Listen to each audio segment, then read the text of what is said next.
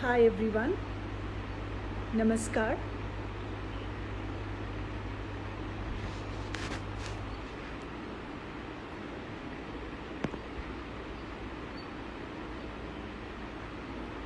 Hi everyone, Namaskar. Happy International Yoga Day. I'm just going to give a little breather for everybody to join in. Thank you for taking time out on Sunday on the Yoga Day, International Yoga Day, for chatting with us. So today we have a conversation series that's going to begin, and we have a very important person. Of course, being the Yoga Day, we have a yoga guru with us. His name is Sandeep Manur. He has the experience of practicing yoga for over 30 years now. Not just yoga, but even martial art. His journey in this field has been very beautiful and very thorough. His understanding of the mind and body is unparalleled. I myself have had the privilege of studying under him, taking yoga sessions. Nritarutya dance company has also had the privilege of being mentored by him and his yoga school. Sandeep Manur has been trained under a true Himalayan yogi, and imagine the whole experience of going there and learning. And not just in yoga, but he's also been trained by a Kung Fu master. He is the founder of the Amrita Yoga Bindu Center in Bangalore. And in the center, we have a lot of mentors and yoga teachers who work with the yoga enthusiasts. And they basically practice and preach the authentic forms of tantric and yoga philosophies here. So because the time is very less, I would really like to dive right into the subject, and that would begin only when I call Sandeep. So I'm going to invite him over.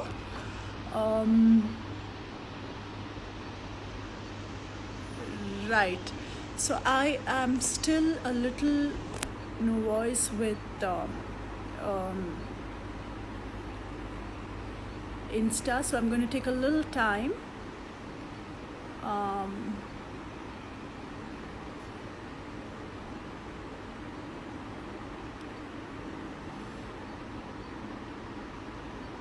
In calling Sandeep. Sandeep, I hope you're getting. Yes, hi Sandeep. Hello, Namaste. namaste. Nice to see you after a long time, Mayuri. Oh, truly my pleasure. Um, this is the new normal now. This is how we meet. Yes, yes. So today is your day. Like how happy International Dance Day anta namge ಹೇಳ್ತಾರೆ. So it's your day. So a big pranam to my yoga guru, and thank you for taking this time out to talk to us, especially the dancers who are logging in. And your insight would be very valuable to us. And can I, without further delay, begin a Absolutely, series of questions to you? I'm just going to bombard you with a absolutely. lot of questions, and I'm hoping to get a bit of gyan and spread it if possible. Yeah? Sure, whatever I So, know. Yeah. my first question to you, Sandeep, is how does one choose a form of yoga? There are so many different kinds of yoga, and I'm not talking about the schools of yoga. Different kinds like the Bhakti Yoga, Kriya Yoga. There are so many different kinds, right? So, how does a person choose the right kind of yoga for his body? Um, okay, you asked me two questions here. You said, uh, how does somebody choose a form of yoga or like style of yoga? Okay. And then you included body. So I'm a little bit here. So I'll answer it in two ways, right? One Sure. is, see, the bhakti, gnana, karma, and kriya yoga, all these styles of yoga that you're talking about, a lot of them that don't have anything to do with hatha yoga, like isn't a Hmm. form-based hatha yoga. Whereas bhakti yoga has its own way of using the body, right? Get up in Hmm. the morning, go draw your own water from the well. This was like ideal situation of bhakti earlier. So Hmm. and walk up to the temple, offer your respects, do a lot of pradakshine and all of that. There was cardio involved, there was weightlifting involved, there was everything involved there. Hmm. So how does one choose this kind of this one form Hmm. is based on the temperament. If Okay. you are emotional, Hmm. right? If you are emotional and if you can say, okay, yeah, there is something bigger than me, then Hmm. you automatically choose Bhakti Yoga. Okay. Uh, but a lot of us today cannot choose Bhakti Yoga because we are intelligent. We Hmm. know things and we cannot accept things without proof. Hmm. So then we choose Gnana Yoga. Gnana Yoga is to understand things, keep on understanding things until Hmm. you understand, until there is nothing left to understand. Hmm. So if you don't have these two temperaments, and let's say you can work very hard, that's your this one, then you can take up Karma Yoga. Hmm. Because see, people who are very strong, who can work hard, who can keep working, are the ones who uh, in a way they don't need anything else. Their work becomes their practice. So that's Karma Yoga. What we Okay. do now, Hatha Yoga, is for people who want to. The actual idea of Hatha Yoga is for you to be able to use your body in so many ways that you can sit properly and maybe over a period of time contemplate, meditate, and all of that. So Hatha Yoga is just until that. Hmm. Hmm. And what is the difference, primary difference you see when dancers do yoga and when other practitioners do yoga? And I'm not talking about people who are beginners or yoga enthusiasts. I'm talking about say somebody like a sports person and a dancer. So if both of them are using their bodies very actively, what is the primary difference that sets a dancer apart when he or she is doing yoga, and um, how can one understand that better and improve on it? See, with dancers, based on their dance, for example, Bharatanatyam, right? You have to keep your hip open. You have to keep the hip open and the toes away from each other. Hmm.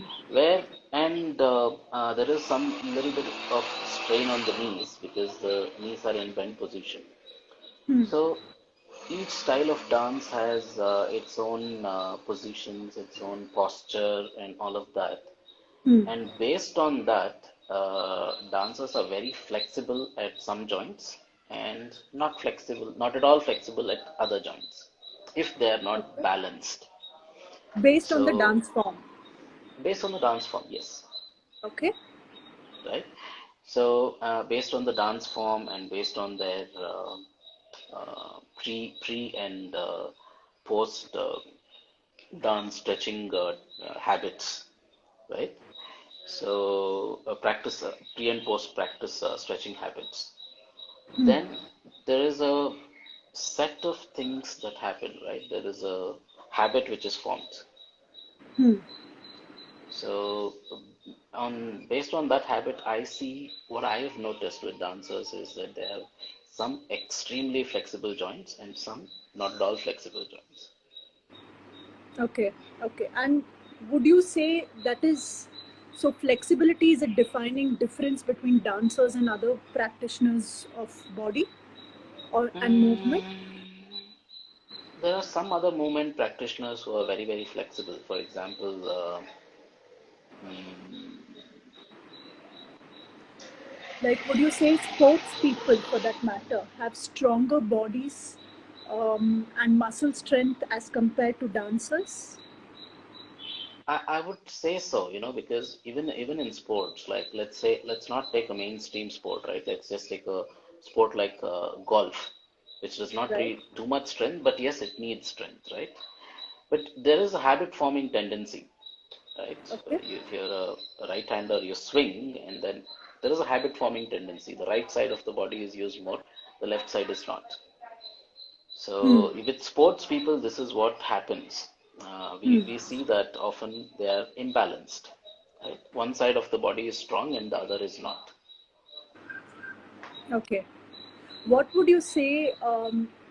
Is there like a right time and right duration, a minimum duration of yoga practice?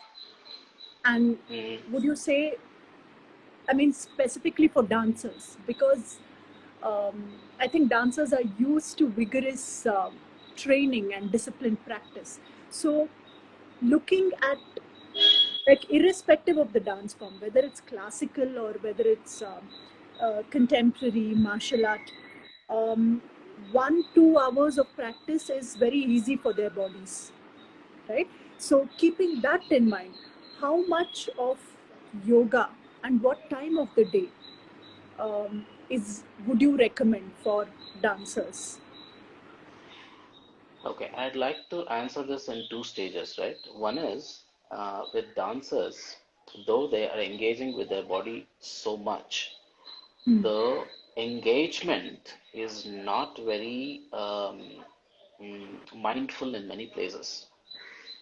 Okay. So, more than a regular practitioner who is just going to an office job or things like that and coming back, it is Hmm. difficult to teach dancers that engagement, that kind of mindfulness into Okay. what they are doing because movement is so easy for them. So they just move without being present. So Okay. to constantly bring them to that place is one challenge as a yoga teacher that I've noticed and which I also enjoy working with, right? I enjoy working with that idea that okay, yeah, let's bring them to the body.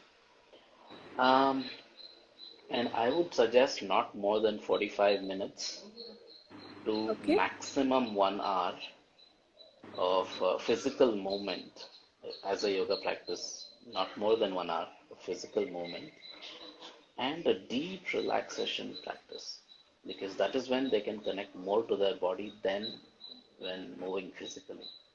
Like something like Yoga Nidra works very well. Okay. Would you say this is every day? If they could do every day, you can even bring it down to 30 minutes of movement, mindful movement, and mindfully doing asanas, and about 15-20 minutes of some relaxing practices. See, we don't need to move too much, Mayuri. Contrary to the popular belief that you do hours and hours of practice, you don't need to do that. Hmm. All you need to do is have the attitude right, and 30 to 45 minutes to maximum 1 hour is a very good time. And in the 45 minutes, would you say every day we need to build it up from a Surya Namaskar to some of the intense, challenging asanas? We could do that. See, if you have a everyday practice, then it's very playful and explorative. If you have a good guidance, right? You just make it very playful and explorative. Like, for example, yesterday you did Ushtrasana, maybe a camel pose, right? With the hands on the back, a nice back bend, chest opening. Maybe Hmm. today you could do the same and just raise one hand. That's it. Just be playful, experiment with it. Hmm. And yes, building up why we do Surya Namaskara in the beginning is to warm the body up. So building it up a little is good. Okay, nice. I noticed that we dancers, when when we perform, especially for active dance performers, young dance performers, um, when we train them over the years to get into the skin of a character, to intensely involve in a performance where you don't have to think, like you said, where we keep dancing. So both the mind, the emotions, especially, and the body is so charged. So our energy is always rising like the mercury. Um, and with yoga, I feel somewhere it is towards bringing peace, right? It is towards finding an inner stillness. So I feel like the two are somewhere at opposite ends. Do you think they? Do you agree first of all with what I'm saying? On a very superficial layer, yes, I do agree. Uh, Okay. but it does not have to be. Let's go ahead. Let me listen to the second, this one. Do you think because they are so different as practices, they complement one another, or do you think um, do you think they both are points of um, points where one continues into another? Are they opposites or are they actually uh, complementing because they are two sides of the same coin? Okay.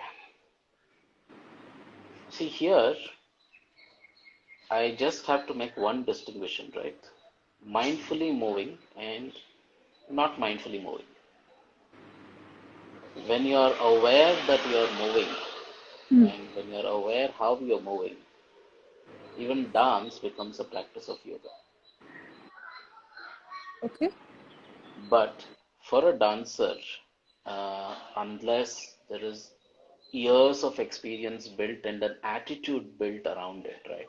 So a dancer, I've seen a lot of dancers, like starting from folk to this one. You know that one of my specialty is that I work with dancers, right? So I'm not very active on Instagram and all that, so I don't put up the this one, but I work with a lot of dancers. Yes. So I've seen a lot of them very, very, very grounded. They are so charged on the stage.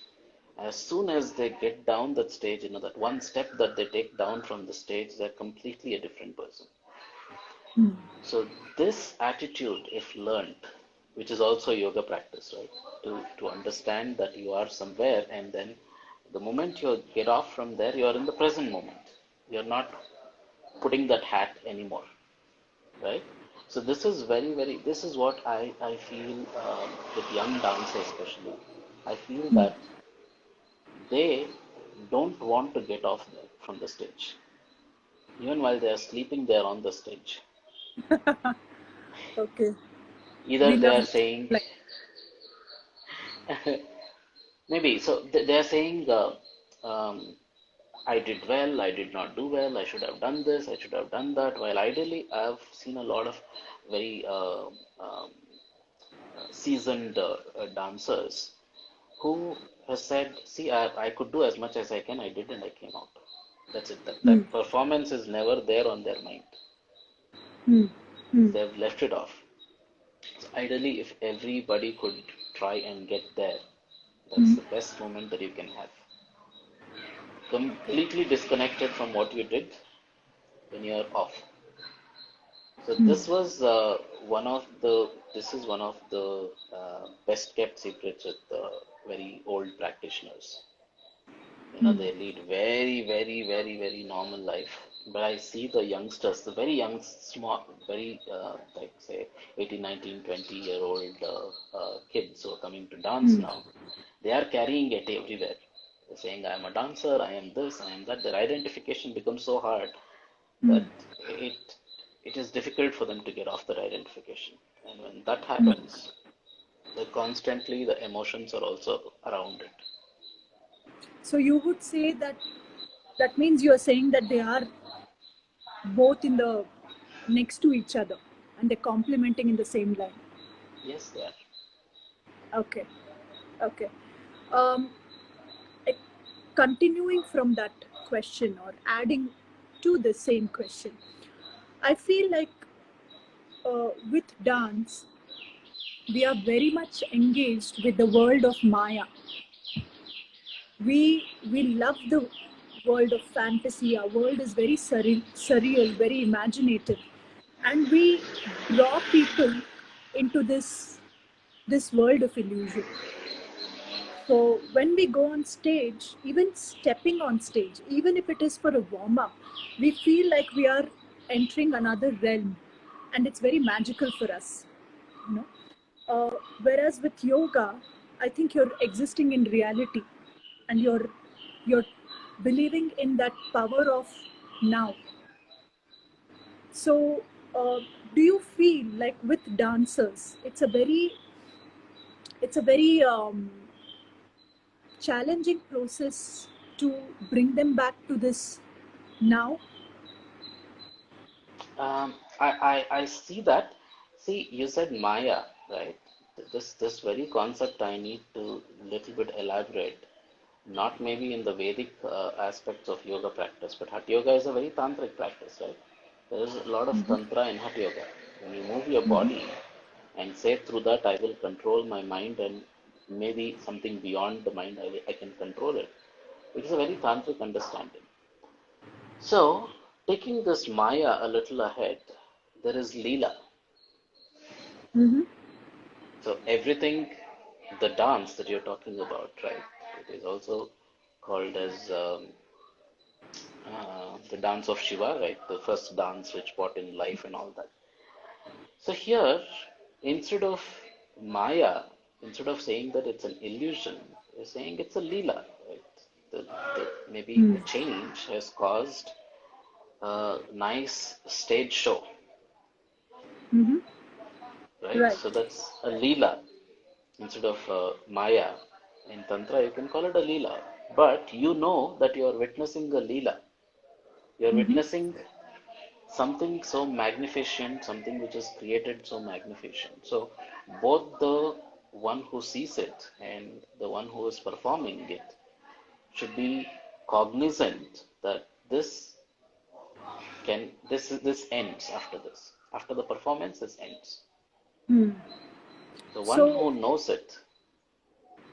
so, so you feel like it doesn't depend on the profession of dance. It very much depends on the understanding of an individual. Absolutely. Okay. Okay. Now, when you're doing when you're practicing yoga, would you say that because our dance is so cardio based and we are always uh, you know doing our riyas, and even not even if not, it's our food coming to our dietary aspect of it, right? So dancers are encouraged to have um, a certain kind of a meal. Would you say like yoga prescribes a very sattvic meal, right? Would you say um, the two go together, or what kind of nutrients would you recommend for the body which can help the practice of yoga? See, yoga believes that you need to eat according to what you do.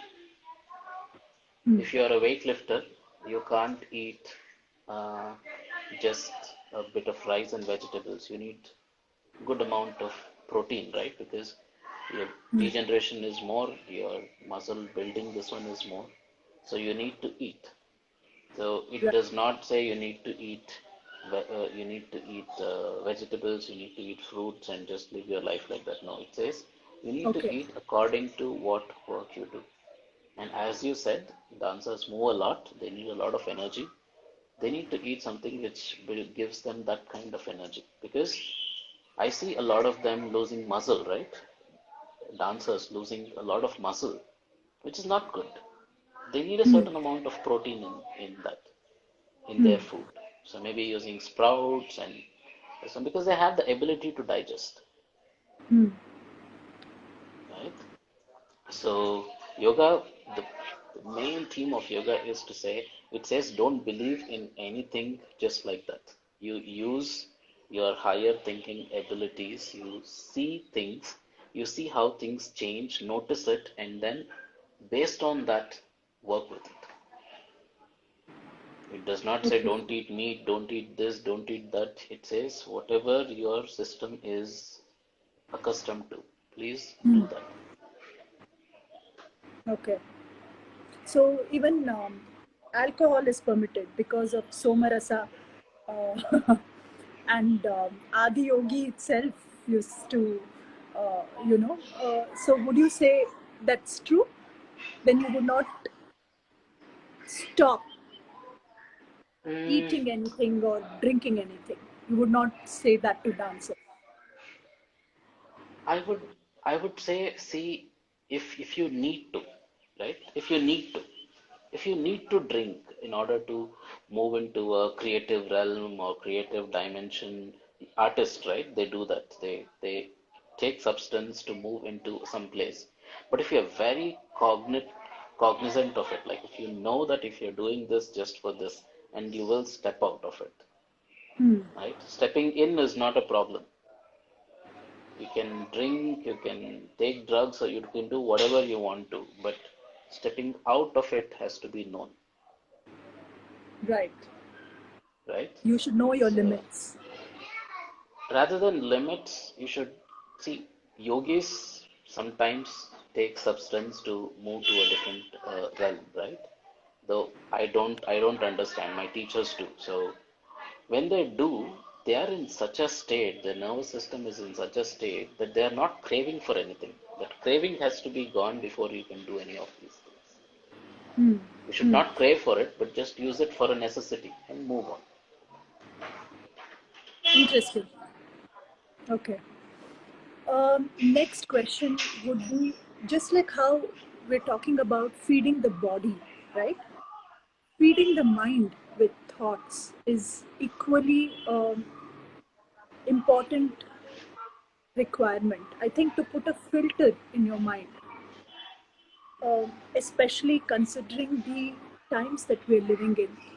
Uh, I think pre-COVID, the kind of stress we were having is very different from the kind of stress we're undergoing now.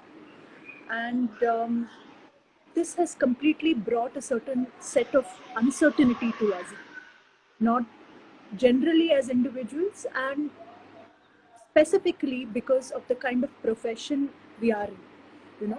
Dance, live performers, dancers, you just see them now online, whether it's teaching or putting up a post. So it's drastically, even though we're smiling and dancing, it's drastically affected us.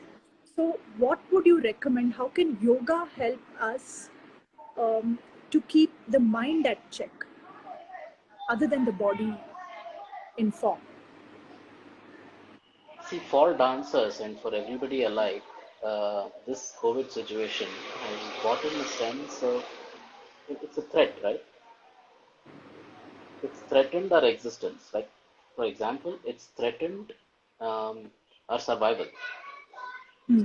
So what happens if 1 month, the first month, let's say for example, March when the lockdown started, we had to be on strict lockdown. So our mind, which is which is programmed to keep thinking unless controlled by us or worked with by us. What happens? The 13 days till uh, April, April Hmm. 1st, where the first lockdown was announced, April 3rd or something like that. So people started becoming so paranoid. Okay, they said, okay, maybe I don't know what happens. Just 15 days, if we don't have a job, we might be taken off the jobs. We might be this one. We might have no food, and this might go on. We don't know. We have to. There's so many things, right? So when the yoga has a very nice understanding about it. It says, don't fight the battles of tomorrow. Mm-hmm. Then you will have no strength to fight the battle of today. Okay. Because when you start moving in that survival, you have no space to think. Your intellectual thinking or the higher intellectual thinking ability is completely compromised, right? So there will be no buddhi. We call the higher thinking buddhi, right? So there will be no buddhi. There will only be the mind, which we call it manas. So that we will constantly be bombarded by so many thoughts related to our survival. But yes, we need to survive. We need to think about it. Yes, I see that a lot of dancers have been coming up online, offering classes, and it's been well received too. Right? Maybe looking for other opportunities to keep the wheel turning. The moment you get hopeless, the wheel stops. And that moment, the mind is bombarded with so many things.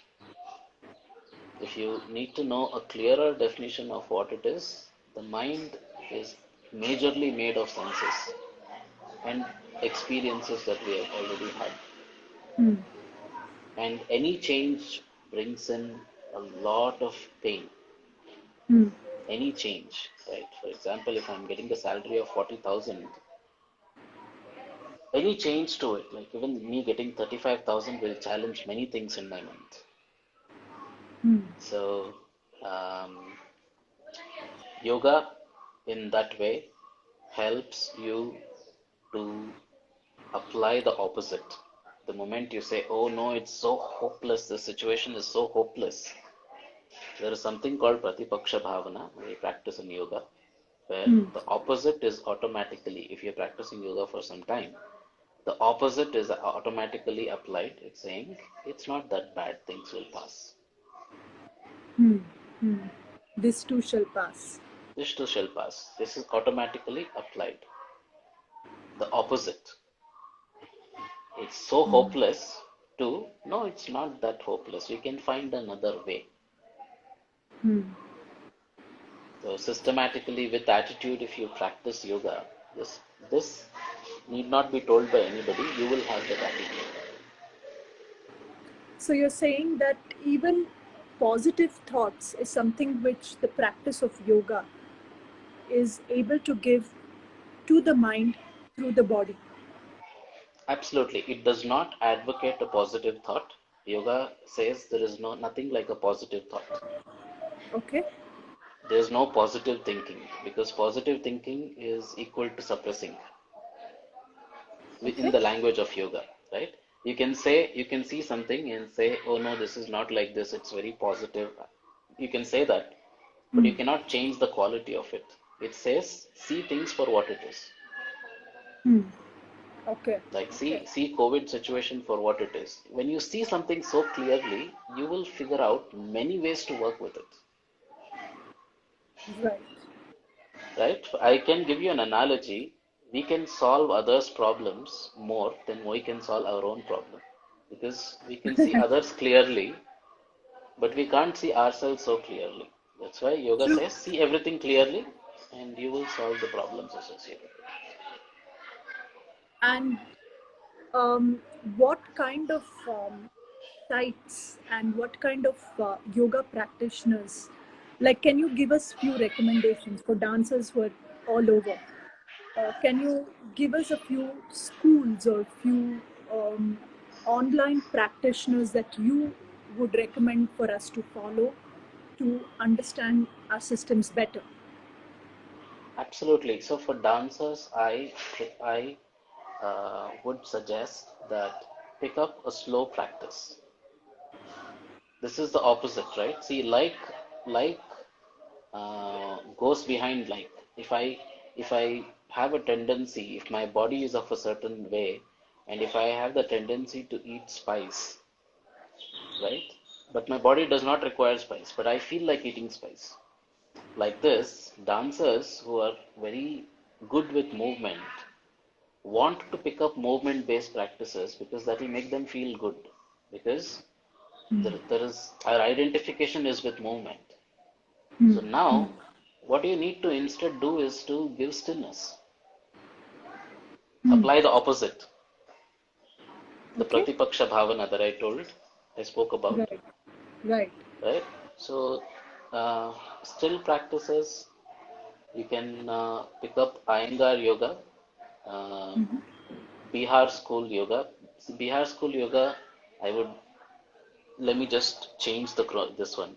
First, you can pick up Bihar School Yoga. If you don't have, then you can pick up Iyengar School Yoga practice, right? These two are very grounded in their nature, Okay. Okay. right? Bihar School Yoga also works a lot on your, it's an integrated practice. It works a lot on your emotions.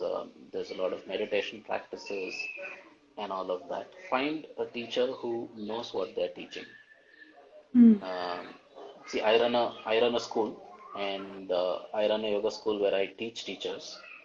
And I see that a lot of them, once they go out, they don't want to practice anymore. This Hmm. 1 month or 2 months practice, whatever they have, they want to keep on teaching the same. 5, 6 years down the line, you ask them, they are teaching the same thing, right? So don't go to teachers like that. Go to teachers who have experience, who are playful, who are experimental in their nature, who understands things, right? Bihar school is my first choice for dances. And the second is Iyengar Yoga, because in Iyengar Yoga, a mix of this is very good.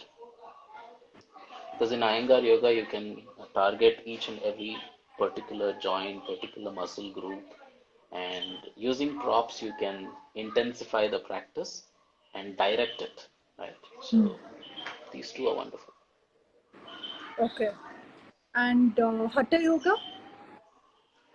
These two are also Hatha Yoga. Hatha Yoga. See, Hatha Yoga Oh, is just using your body and breath for practice. So these two schools uses Hatha Yoga. okay.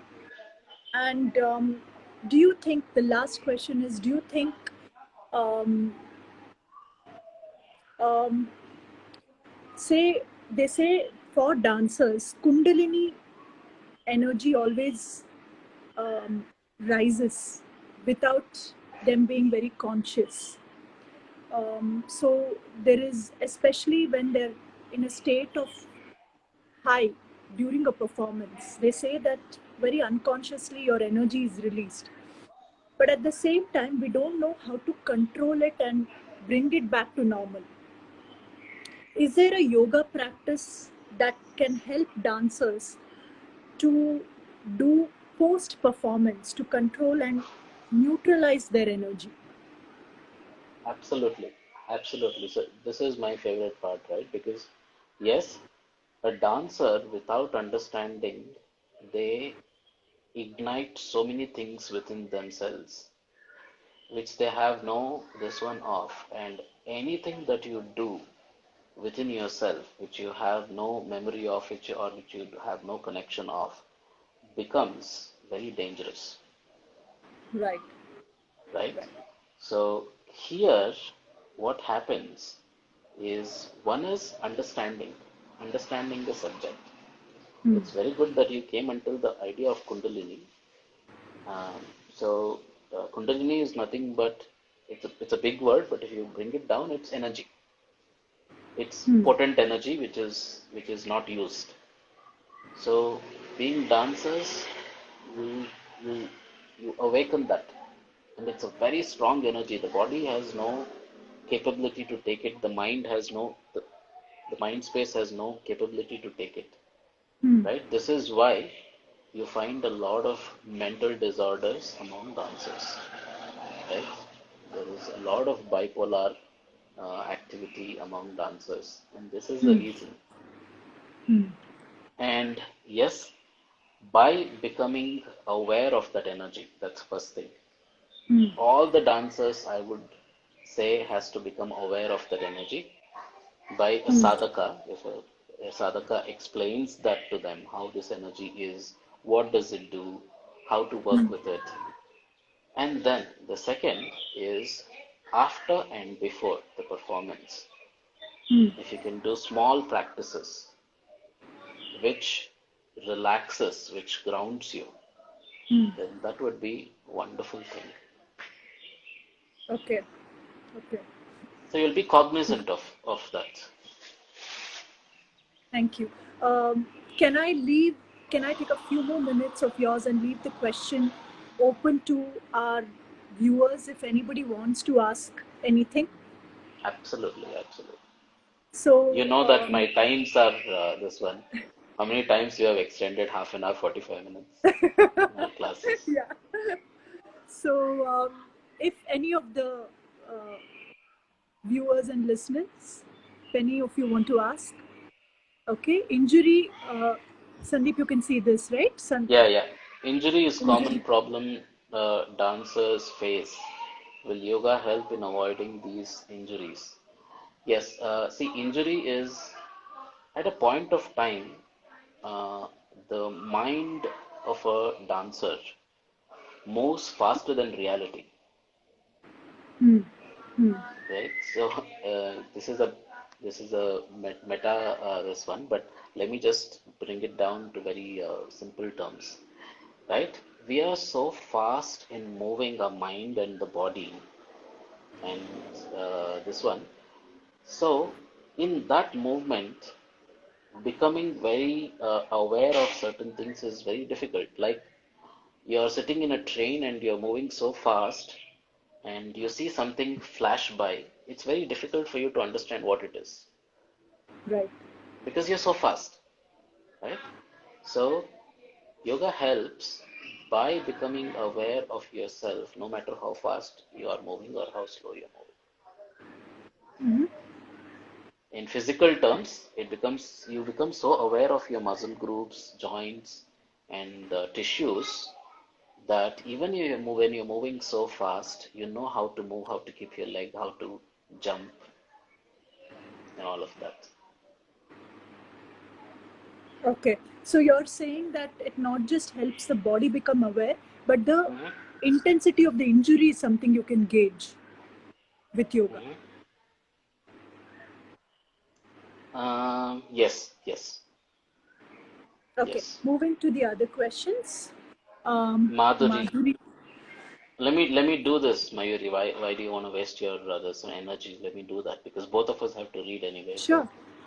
is it a coincidence that eclipse is falling on the same day as International Yoga Day? And will it have an effect on the awareness of yogis world over? Madhuri, uh, a lot of people may disagree, but this is how I look at it, and this is how my tradition has been looking at it, right? So, see, an eclipse is a time when the fire of the sun is not being channelized. So we need fire in all parts of the body for us to move, right? You need Hmm. um, the fire of sadhana, right? Like sadhaka, pitta, we say that. In Ayurveda also accepts this. We need different kinds of fire to stimulate, right? Jataragni, we say. Agni. Fire is Hmm. Agni. We need these different fires to stimulate our thought process, how much impressions we burn, and all of that. So, an eclipse is said to extinguish that fire. There is no fire. Hmm. So, at this time, it is often good that you don't do too much thinking, don't do too many movements. Just sit down and see what all is happening. Without this fire, what is happening within yourself? With Hmm. this fire, we don't have to worry too much. Things are automatically happening. We are taking in impressions, we are taking in food, it's getting metabolized. But when this fire is not there, what are the changes within has to be very importantly noticed. And once you notice this, you will know how to deal with it. Hmm. Loss of something has to be noticed and gain of something has to be noticed. This is the idea. So once you notice, you can work with it. This is the reason behind all the rituals around Grahana or eclipse. I hope that Interesting. answers your question, Madhuri. Um, the next one, is there a time where one must not practice yoga? See, for sadhakas, Ashwin, there are four times. For sadhakas, like proper yoga sadhakas, there are four times that we practice, right? One is early morning, afternoon, evening, and midnight. There are four times of practice for a sadhaka. But for a family man, two times out of this is not very good, which is afternoon and the midnight practice. So for a for somebody who is uh, leading a family, then they need to practice either in the mornings or in the evenings. That's a good time. Next Pratah one. Sandhya. I am very emotional in nature, and due to that, I feel my energy is very low while dancing. How can I Balance balance that. that? Aditi. Okay. Aditi, being emotional is not bad at all, right? So please don't confuse your emotions to your energy. Being emotional can, in fact, increase your energy. When you're saying emotions or emotional, you're saying that you're not able to handle your emotions. So here, being cognitive of what emotions you're going through is the first step, Aditi. And second, you see where is it coming from, right? For example, if I'm feeling a sense of loss, it might be coming from something that I've lost earlier. Very simple examples I'm giving you, right? Yours might not be this at all. If you're feeling that you're being rejected, this might be due to something somebody said, something happened, or a series of things that happened. So it means that there are some things that is not understood. It's not um, digested. So you need to get there. It's just like digestion, Aditi. If you have too much food in your body which is not digested, then you will feel weak. So this is why the energy is low. And that is the reason why everybody should first understand what emotions they're going through. If it is difficult, find a good friend, find somebody who you trust, and talk to them. And or you find help, a therapist, you talk to them, and find out what emotions you're going through and why are you going through, so that you know you can work with it. Dance and yoga, Raji. Hello, Raji. Dance and yoga has a lot of link. Lord Shiva, the Adi Yogi, is the proponent of both. One is high on Kundalini, and other one keeps you grounded. Seems like opposites. Your thought on this? Okay. See, Adi Yogi or Shiva, who is in different traditions. Now, I'm not going into tradition. See, I'm a Madhva Brahmin by this one, so I'm not gonna mix up any tradition and cause any problems. But I'll take it in terms of tradition, right? Tantra believes that the first dance brought creation into this world, right? The vibration out of that dance is what made the creation. Like this, yes, potential energy is always like that. There is one potential energy, and then there is another energy which is being used, a very small version of that potential energy. So, Kundalini means that potential energy. And once it is awakened, you will be the highest that you can ever be, right? Like, as in, you can be the best version of yourself. Like, that's what we call it as enlightenment. So, now, the question is, really the problem normal? Yeah, they are both. Like one is they're on the different stages, right? Potential energy on different stages. So it's not different, it's the same. So we call it chakras. If you want, I could tell you about that. They call chakras different states of being. It does not mean that one is this and one is that. They are all different states. Like you were a teenager once, now you are a mom. Like, but you are you. So you're for going through different states. Will this live be saved? That I think Mayuri will answer.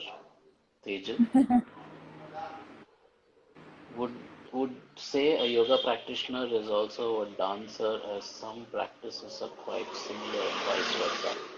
Uh, Madhuri, yoga by what it means is very different. We are using it very loosely everywhere here. Yoga says only one thing, chitta vritti nirodha. It means that it says no mental modifications at all. Nothing should be out of the mind, right? Uh, but when you say Hatha Yoga, let's say a body-based practice, when you say Hatha Yoga, it has only uh, one goal, which is to balance the body. So if you're doing that through dance, well and good, you're doing yoga. If you're doing that through speech, well and good, you're doing yoga. If you're doing that through the breath, you're doing yoga. Where you're balancing your body, that means yoga. So with dance, if you are balancing the body, absolutely, yes, that is yoga. Mm,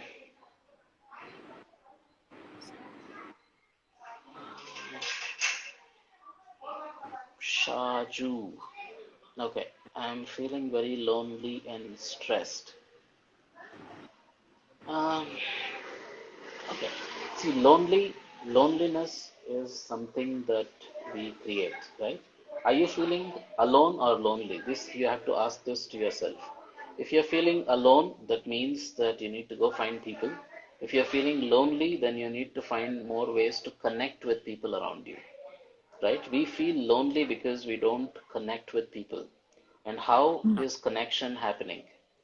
Connection is happening through like or sometimes even hate, right? So we have a tendency to either like people or not like people. And this is the reason why we feel very difficult. We feel it's very difficult to connect with people genuinely. So see if you are doing that. Take away the boundaries. I keep telling this, all my students who are there, please don't be bored, but I keep telling this. See, we keep separating ourselves through countries, continents, states, this one, so much that even in our house we have a separation. He is like this, like Mayuri saying to Madhuri, no, she is like that, I am not like that. We both are very, very different. This different is good, it has to be celebrated, but all of us have to be connected with each other, genuinely, not taking something from each other, but giving something to each other, right? This idea of whenever you feel lonely, Shaju, remember that you're not giving enough, right? I'm not making a judgment here. I'm not saying giving means anything materialistic. I'm just saying that when somebody starts giving, they start connecting with people. It may be time, it may be space, it may be anything of that sort, right? So start giving more, and most importantly, distinguish between being alone and lonely first. If you're alone, it's very easy to fix it. Just find some like-minded people and get along with them. But if you're lonely, then you might look at giving, right? Nice, very interesting answer. Um, I think those are the ones for now. So thank you, Sandeep. Thank you so much for giving this valuable insight and helping us understand our own self a little better. So thank you and happy International Yoga Day again. Thank you. Happy International Yoga Day to all of you.